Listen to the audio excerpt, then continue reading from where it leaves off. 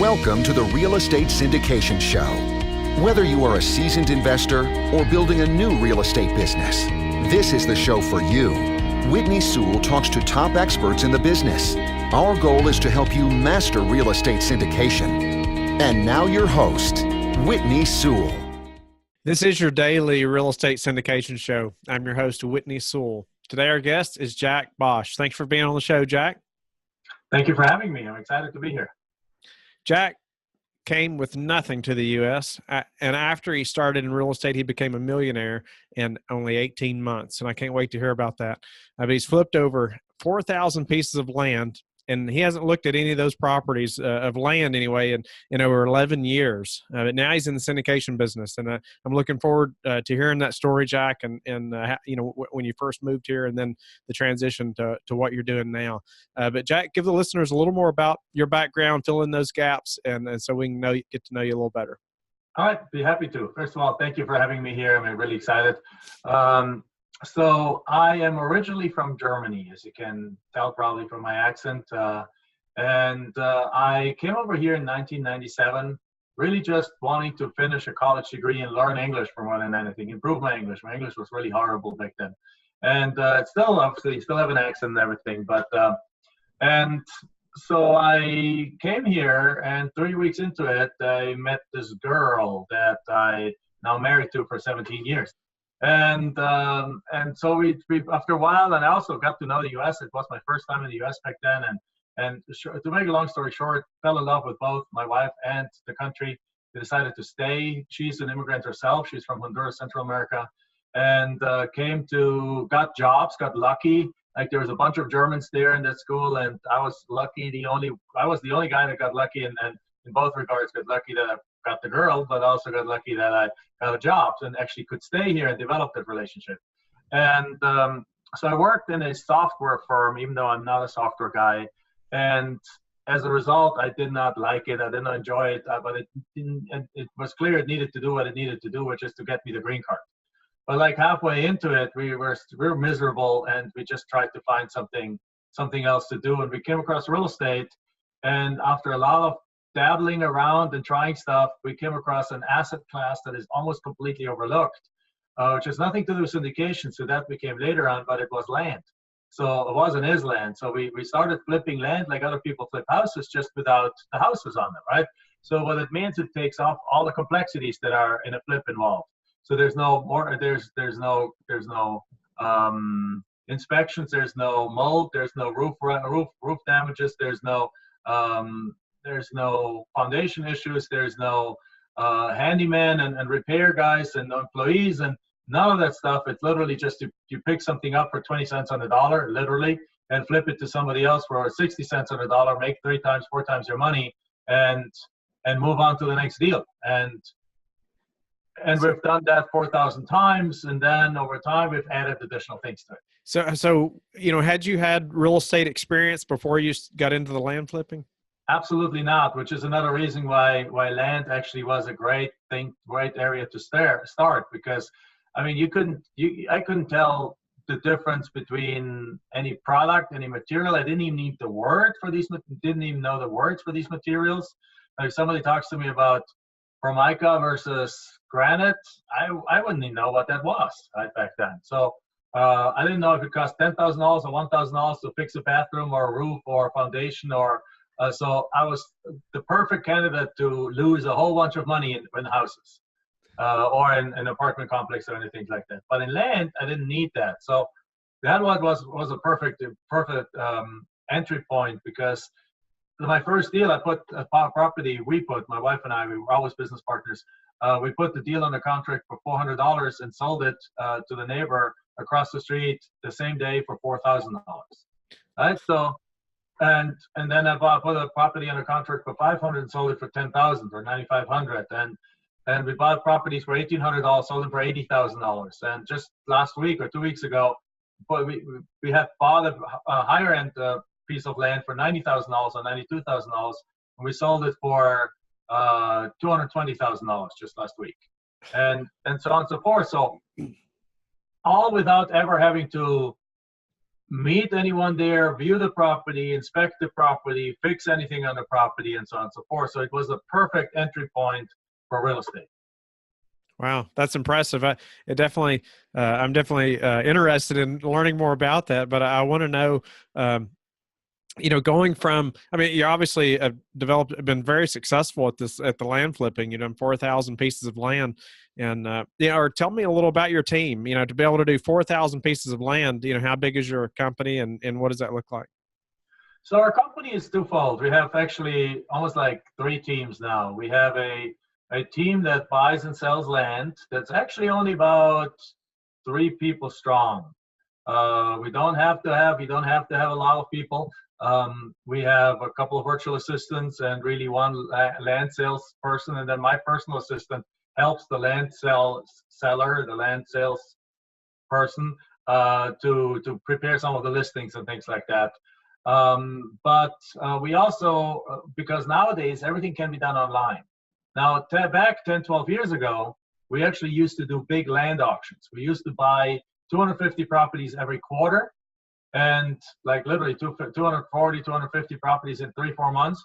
And we would do one auction every 3-4 months. We would put together big live auctions where we had 800 people show up. We did radio, newspaper, television, advertising, billboards, all kinds of stuff. Get these people in, get an auction team of 10 people, get 40 realtors to help sign contracts. And had like literally 100 people work for us in those days. But as the market shifted in 2008 and 9, we transitioned everything online, and ever since we've actually been able to operate on a very high level, but very, very skinny. And now it can be now other people can do the same thing. That's why we also now teach this. We have like seminars and courses and so on about that. Because I can't expect somebody to replicate a $200,000 auction, but I can, that cost factor of doing it, but I can, but putting something on Zillow, on Craigslist, and Google Facebook Marketplace, anyone can do that. So now we have students that are doing 80, 100 deals a year from their living room with like the help of one personal assistant or one virtual assistant. Wow, no, that's impressive. Obviously, syndication show. I want to learn also about how you all moved from, flipping land and why too. Why would you? Because that seems so successful. Why are you all moving to also doing syndications now, also, and purchasing large commercial properties? Yeah, that's a good question. I ask myself that question sometimes too, because the land flips are so simple. Like literally, you get a list, you send a letter, you talk to people, and make an offer, you put in a contract, and you sell it. That's it, right? I mean, obviously, there's much more things behind the scenes to be done, but on a high level, that's it. On the apartment complex side, on the syndication side, holy cow, it's a completely different ballgame. So the reason why we went in, why we added this, and that's the key word, we didn't replace it. We didn't move from here to here. We continue to do this, and we added this, is that we're sitting on some cash, right? And at some point of time, if you flip, when you flip successfully, you build both cash and cash flow. Because when we a lot of our land, we sell a financing. So we sell somebody buys a $40,000 property that we buy for $5,000. We sell them for $40,000 with a $6,000 down payment. We have no money in the deal, and we get $600 a month for the next 10 years. Well, it's great. If you have a bunch of that coming in and you have a bunch of cash flips, you're building up cash. Now, what are you going to do with that cash? Well, in 2009, when the market crashed and houses were for sale left and right, we ended up buying rental houses. So we started into the rental house market. Up till February of 2009, other than the own house that I lived in, I had never touched a house. From 2002 to 2009 was only land. And then in 2009, we couldn't resist, honestly, because in Phoenix, Arizona, where I live, there were houses for $25,000 that literally 2 years prior were $150,000 or $200,000. Wow. So we went shopping, right? America was for sale. So we went shopping like crazy. While everyone was running to the doors and screaming, we're the eternal like contrarians. Everyone wants to go to houses. No, land. Nobody looks at land. Land is almost competition free. Like that's why we're in land. Everyone runs away from houses. Now it's time to go into houses, right? So we started buying houses, and we bought as many as we could afford, bought these houses, and we built up in a portfolio of almost 50 houses now. But then we realized, and that taught us learning the house business. We made a whole bunch of mistakes. We hired bad property managers, then we replaced them with good property managers. We paid too much for upgrades. We paid too much for rehabs and all this kind of stuff, all the mistakes you make. Even though I had this much experience already, I still made mistakes. But then over time, over a couple of years, we really learned how to manage them well at a distance. And now they throw off a very, very nice six-figure cash flow to us a year without us having even going to them. I mean, I own houses. We own now houses in 3 markets. In some of these markets, I couldn't even find the house anymore because it's been so long ago that I've seen it. Right? But I don't have to go see it because somebody else is in charge of it. Property management, we get reports, we get cash, we get things. I mean, it's great. We got 5 houses in Cleveland. We bought them we paid a total of $300,000 for them. We're getting like $4,000 a month in cash flow from these things, which is $48,000. That's like what is that? It's like a 15% or so, more than 16% return on our money, cash on free and clear houses. Wow. But then we realized one other thing after that. We bought those just free and clear. But then we realized another thing is that when you're going to sell that house, there's nothing we can do about this house to sell it for more than the house next door. We can optimize the cash flow a little bit, but we cannot affect the value of the property upwards because it's defined by what the neighborhood sells. And that was our aha moment when we realized we got to go into apartment complex in addition for more cash flow. So Michelle and I, even though we flip land, we are cash flow people. So once we had our cash available, we rolled it and we continued rolling it from land into single families and now into syndications, into apartment complexes where we always invest ourselves. So we realized that apartment complexes is the way to go. For us, we chose that as our method. We're not into other commercial. That's our game. No box, Class C, 90% occupied, below market rent, above average expenses, deals that we can buy and still bring the performance up and manage it right. And we also went to jump right away. We didn't want to do the 10 or 20 or 30 units. We went right away to 90 units plus because we did not want to be the person that constantly gets a call. This needs to be fixed. That needs to be fixed. That needs to be fixed. We wanted on-site property management. We wanted a team on the ground because we're realizing we're not buying in our own market. Phoenix is just too expensive. Cap rates are too low. It's a crazy market. So we bought in North Carolina. We bought in Louisiana. We bought in Oklahoma. And as a combination, it makes perfect sense. But it's always, the reason why is always, I'm sorry, I'm talking a lot, but the reason why is that we're always trying to improve the yield of what we're getting. And in multifamily, now we have control of the rents and we have control of the income. And with it, we have control of the value of the property and our exit price. And that gives us more levers and more abilities to improve the financial performance of the deal. Now, I always like to hear about why, when people have a very successful business, why they come over to, syndication or multifamily, whatever it is, some type of commercial property that they're investing in. And so I appreciate you just laying that out of why. But let's talk about, one of those deals. Have you all done a few syndications now? And let's talk about your maybe your most recent one. And you had mentioned, it's a lot of work and maybe we can talk about some of that. Yes, and holy cow it is, especially if you do it friends and family kind of way. So it's a standard deal. It's 146 units in Oklahoma City, a Class C property in a Class C area, but with potential to be the prettiest, the girl in town, right? To be the prettiest property in its vicinity, in its neighborhood, in its area. So already 90% occupied. Market rents were in our calculation about $50 to $75 below market. So just bringing them up to par would add $100,000 plus in terms of net operating income.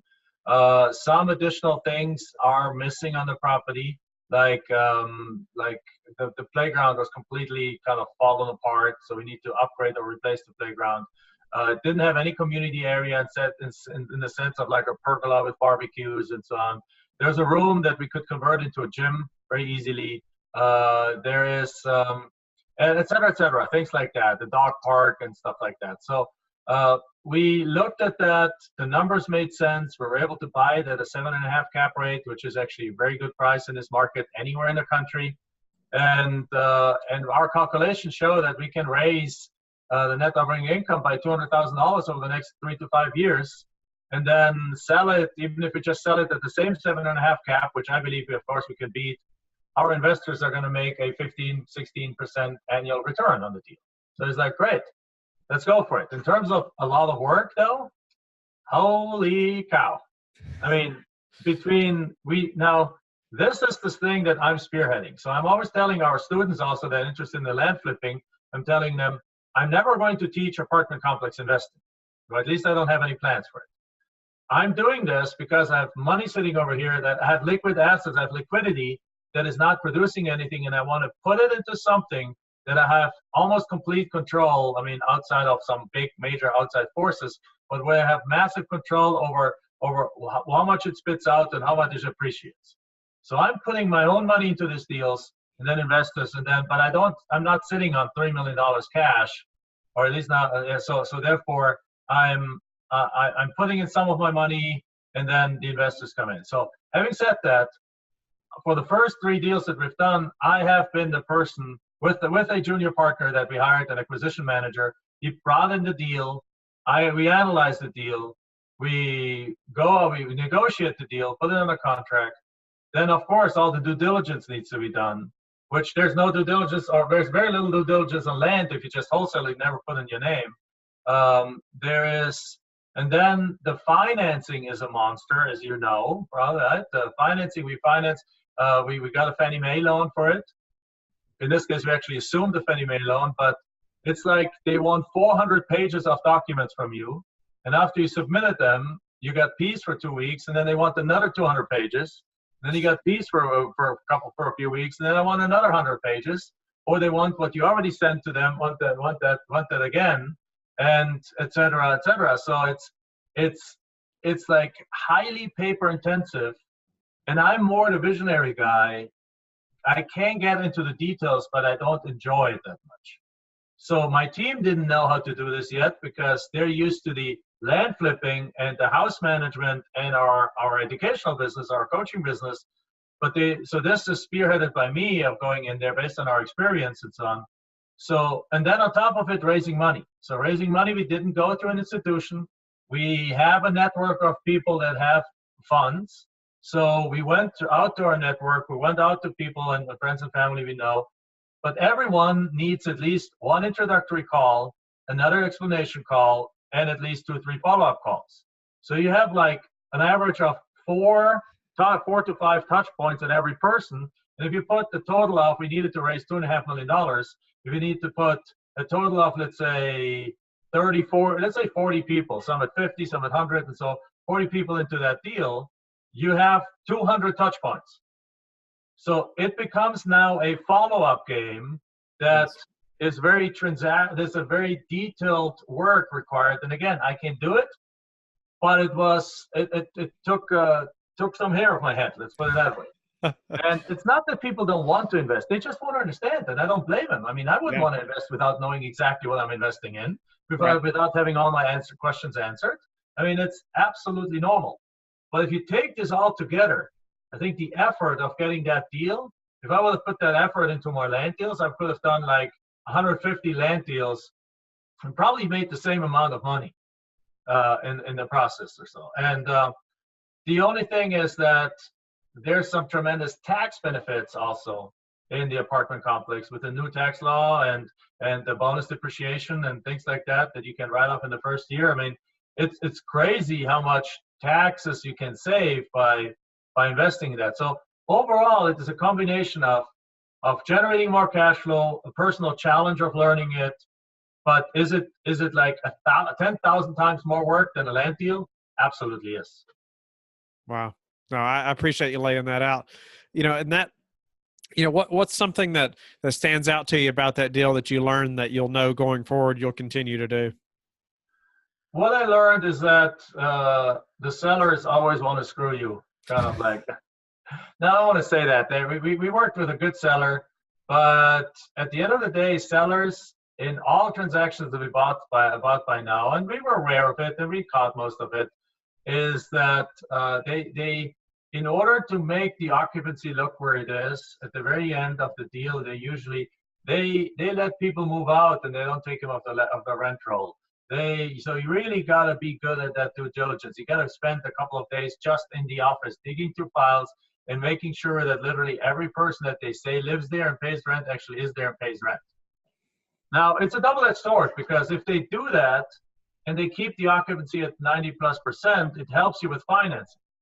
Because the Freddie Mac and Fannie Mae, the agency lenders, they want to see a 90% occupancy in order to go to an 80% loan to value. But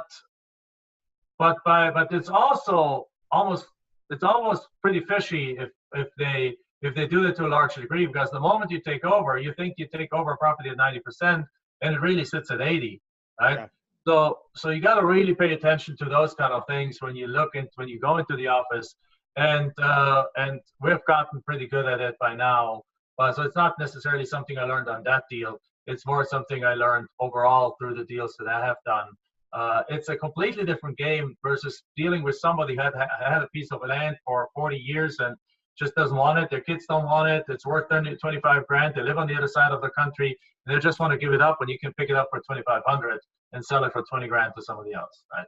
It's a completely different thing, but it stretches. It stretches. It grows you. The only thing I want to say, the thing I learned is that I'm glad I did the trajectory like I did it, because if 15 years ago somebody would have come with me with an apartment complex, I probably would have been running, screaming the other way, because I just wouldn't have been able to understand all the intricacies and the complexities of it. Now, as far as the occupancy too, I hear that often, where they try to, they let anybody come in there, and stay just to, boost that occupancy. But is it, physical occupancy versus economic occupancy? And a lot of people on that, yeah. That's when you're gonna, when you check did you all check I'm sure you did, just like the bank deposits and reports, all those bank statements, so that way you can verify exactly the income. So, that can be doctored too, Absolutely, it can be doctored. Luckily, nobody did. But one of our deals was a attorney that ran a pretty good tight ship that sold it. The other one, he had way too many people working there, but because of that, his books were in good shape. The second one was from an older lady who ran it for the last 18 years herself. She's a former accountant, so her books were okay, but she did let everyone and their brother in the months before to keep that occupancy on there. So the moment we took over, it was really substantially lower. And we had seen some of that, but she hit that a little bit too. And the third deal was owned by another investor who did the hard lifting. He renovated a lot. He took a distressed property 3 years ago, did a lot of renovations, but didn't optimize it by all means. So he left enough meat on the bone for us to literally take the value up another $5 million. And yeah, go ahead. Now, do y'all plan to keep syndicating a multifamily commercial property? We are, but I think over time we're looking to do not very many, just 1 or 2 deals a year. But we are looking to shift over time. So the next 1 or 2 deals might still be a combination of a larger investor and some friends and family. And you know how that means, basically individual investors. But then I'm wanting to shift over more to a model where we get all the funds from one source. So either work with a crowdfunding platform, or since I'm from Germany, I have some contacts over there. I'm thinking about setting up a fund over there that will be distributed and will be sold by independent financial planners that then can raise the money over there. And then we have one international investor that basically, that's a company that's even co-owned by us that invests with us. And therefore it makes the entire communication with all the investors easier. Or we have one crowdfunding platform that gives most of the money other than us investing in the deal, and perhaps truly a few friends and family.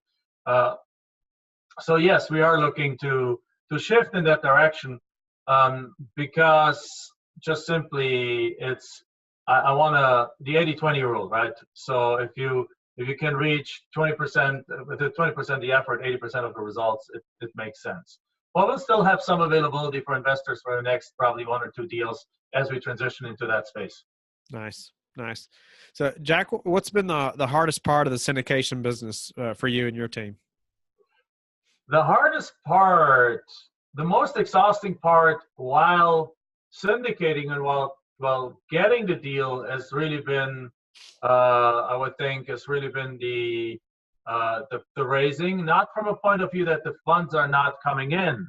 Like we have a large network, more from the effort point of view of explaining to everyone and saying the same story and and again, as I said, I excitedly explained the same model to everyone because everyone deserves the same enthusiasm and the same explanation and the same things like that. But at the same time, I also that was a little bit exhausting over time. Other than that, I mean, right now it's tweaking. It's like working with a property management company. It's not the hardest. I think that's actually fun now. Now that as they say, the real work starts, right? The real work is optimizing the thing and making little tweaks and little things and seeing what works and what doesn't. And each property is a little bit different. The property in Oklahoma has a very different tenant base than the property in North Carolina, and very different than the one in Louisiana. So what works here doesn't have to work over there in terms of incentives and in terms of marketing and so on. So figuring this out has been actually a lot of fun. So someone comes to you and you got 30 seconds with them and they say, I want to get started in, the syndication business. What do you tell them? If they want to get started in the syndication business, I would say find yourself a good team first, like a good attorney, two good attorneys, one for the PPM, one for the closing work, right? Negotiate flat fees with them if you can, because otherwise it can exceed kind of what you expect to pay very quickly. Ask me how I know that. And then depending on how you raise the money, be prepared for a very, very, very intensive time period from the moment that you have a deal under contract till closing. Because everything, I mean, there's sometimes up to, I would think there's probably 15 people involved from the lender, especially if you go with agency adept with Fannie Mac or Fannie Mae. There's Fannie Mae's people, there's the lender's counsel, there's the lender himself, and there's you, and there's the property management company, and there's the inspectors and underwriters, and there's the seller, and everything needs to be coming together on one date with all the documents being signed in the proper way. And this is literally loads and loads of stuff, including you got to get searches done, USC searches and county searches, and LLCs need to be in good standing. And I mean, it's like I'm thinking about these Chinese jugglers that have like these long sticks with plates on them, and they have like 15 of those. That's how it feels. Right? Now the payoff is worth it. Like the deal we bought 2.5 years ago in Louisiana, we bought it for $3.6 million plus closing costs and capex, a total of 4.2 in the deal. We listed it 2 weeks ago. We put it on the market for $9 million. Wow. Right. So, I mean, it'll not sell at 9. It'll probably sell at 8, but we'll make $3.8 million to be spread between the investors and everyone else. The investors end up making with like a 25% return on their money per year or so. And so the payoff is worth it. But it is like juggling 15 plates on long streaks up there while eating a sandwich and so on. And then the last week before closing, one of our financial brokers we work with actually very, very pointedly compared it to a giant game of whack-a-mole. Like in the fair, like the moles pop out, you gotta whack it. Yeah. You're literally sitting there all week on your computer on closing week. And I've gotten, I think, pretty good at like emailing everyone all the time and saying like, can you double check? Do you have everything? Can you double check? Do you have everything? Can you double check? Do you have everything? And still, invariably, 2-3 days prior, something pops up that really would take 5 days to fix. And it's like, there's the mole, let's whack it. And then you whack it, and then, oh, we don't have this. Go whack, and then you whack, and you whack. And you don't know what it is because every time it's something different. Go ahead. What's a way that you've recently improved your business that we could all apply to ours? So I don't want to make the syndications look hard or anything like that. They're a lot of fun too. They're a lot of fun. and they're worth it. If you end up making $2 million a few weeks per years from now and cash flow all along, is it worth it spending 3 months really intensively making something happen? I mean, the answer is a great resounding yes, right?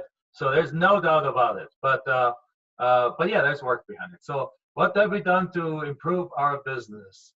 The thing that I'm doing right now, again, is I'm going back. We recently hired several people, and I didn't have the time because of the apartment complex syndication to properly train them in their roles. I actually like to be a very, very hands-off manager. Like I like to know what's happening. I like to be in control, but that doesn't mean that I want to do everything.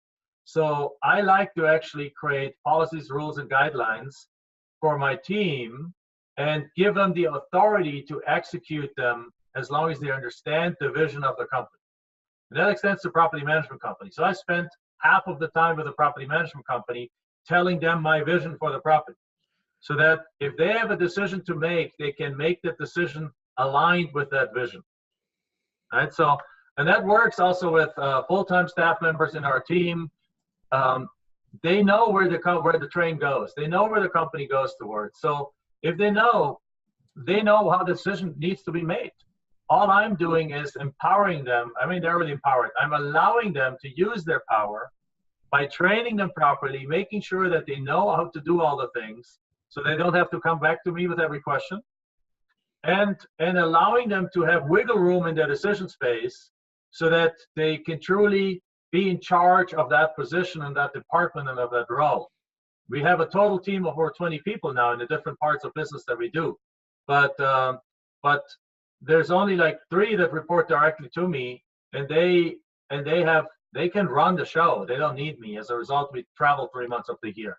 That's great. So that's the thing. What I've done, and I'm realizing I need to go back in. I've been starting to do this actually this week. I cleared my calendar, except for this podcast interview. I cleared my calendar to really go back to my team and make sure that the next level of training and the next level of knowing where we're going is there, because that allows them to be happier and be able to do what they want to do and be more fulfilled in their jobs, and it helps the company run better and be more successful. I like that. I like that a lot. The team has to know where you're headed, right? So they can, right. So they can make better decisions. I like that. So Jack, what's the number one thing that's contributed to your success? Bulldog-like perseverance, I would think. I mean, there's very few things that we have really done well, but those have been things that we have latched on and not let go. We just took whatever time it took to figure it out. So the land business took us 3 years to figure out, but then we were millionaires in 18 months. The house business took us perhaps only 1 year to figure out. But we started figuring out, making mistakes, but we never abandoned it. We were clear this is the next thing we needed to do to add to our cash flow. And the syndication deal is the same thing. We bought our first deal 2.5 years ago. We just ramped it up last year. Got 2 deals, and looking at this year, some more deals. But it's sometimes something worth doing well is worth sticking to and just making sure you get it right and don't abandon it, because otherwise we follow a process that's called, or a system or a principle that's called get in line, stay in line. Spend a little time figuring out what you want to do, but then once you figured it out, get in line, stay in line, and pay your dues, make it work, and soon enough you're in the front of the line and you eat all the wonderful gourmet things that the world has to offer to you. I like that. Jack, tell us, before we have to go, tell us how you like to give back.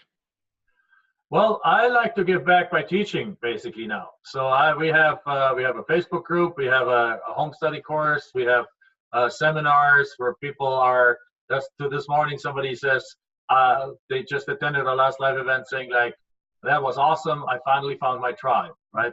So we're on a mission to create 1,000 millionaires through our teachings. So we want to affect 1,000 families at the $1 million level, and probably more like 10,000 families at the $100,000 level. But $100,000 level is easy to reach. The way we want to give back is that Michelle and I made a couple of years ago the commitment that everything we do needs to be transformational, not transactional. So that's why in our apartment deals, in our syndications, our investors, our true partners, their returns don't get capped. Their returns are open-ended, particularly on the selling side. They get a preferred return that is capped, but the back end is completely open-ended. Like as a result, in a deal like that we just did, if that deal even halfway reaches our expectations, they're truly going to end up making like 25 to 30% returns per year. And I'm happy about that. I'm going to do well in this deal too. I don't have to get always everything off the deal. It's about being transformational for their lives and for our lives and for our student lives, and everything we do, we want to be transformational. Nice. I like that a lot. Jack, tell the listeners how they can learn more about you and your business. All right. So if you want to know more about what we do on the land side, you can go to landprofitgenerator.com. Again, www.landprofitgenerator.com. There's like some videos and things like that you can watch for free.